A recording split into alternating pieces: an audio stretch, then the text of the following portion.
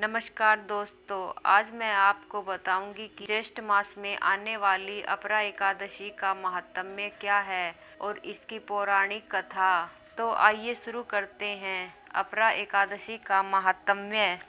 श्री युधिष्ठिर बोले, हे भगवान, ज्येष्ठ मास की कृष्ण पक्ष की एकादशी का नाम तथा महात्म्य क्या है, सो कृपा कर कहिए।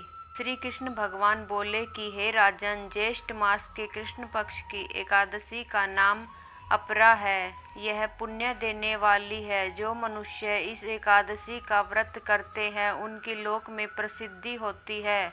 अपरा एकादशी के व्रत के प्रभाव से ब्रह्म हत्या, भूत योनि, दूसरों की निंदा आदि के पाप नष्ट हो जाते हैं।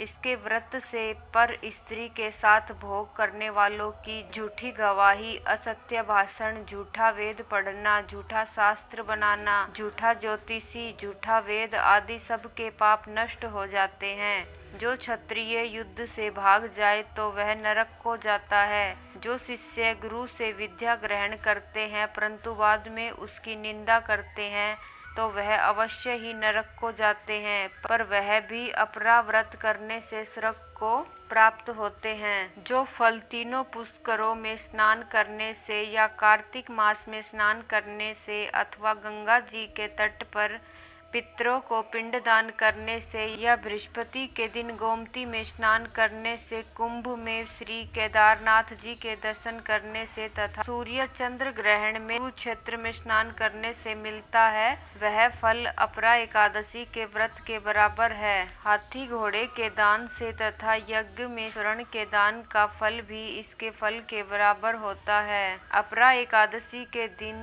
भक्ति पूर्वक विष्णु भगवान का पूजन करना चाहिए, जिसे अंत में विष्णु भगवान की प्राप्ति होती है। हे राजन, मैंने यह अपरा एकादशी की कथा लोक हित के लिए कही है। उसको पढ़ने व सुनने से समस्त पाप नष्ट हो जाते हैं। तो दोस्तों, ये था अपरा एकादशी का महात्म्य। आइए आपको अब सुनाते हैं अपरा एकादशी की कथा।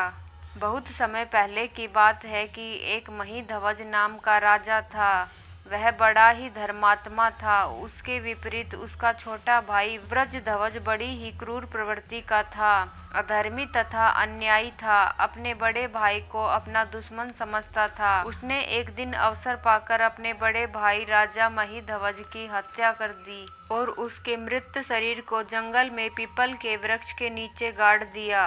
राजा की आत्मा पीपल पर वास करने लगी और आने जाने वालों को सताने लगी।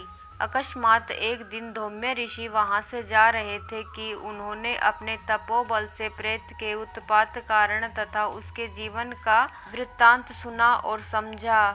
ऋषि महोदय ने प्रसन्न होकर प्रेत को पीपल के पेड़ से उतारकर परलोक विद्या का उपदेश दिया। अंत में ऋषि ने प्रेत योनि से मुक्ति पाने के लिए अपरा एकादशी का व्रत करने को कहा। अपरा एकादशी का व्रत करने से राजा दिव्य शरीर पाकर स्वर्गलोक को चला गया।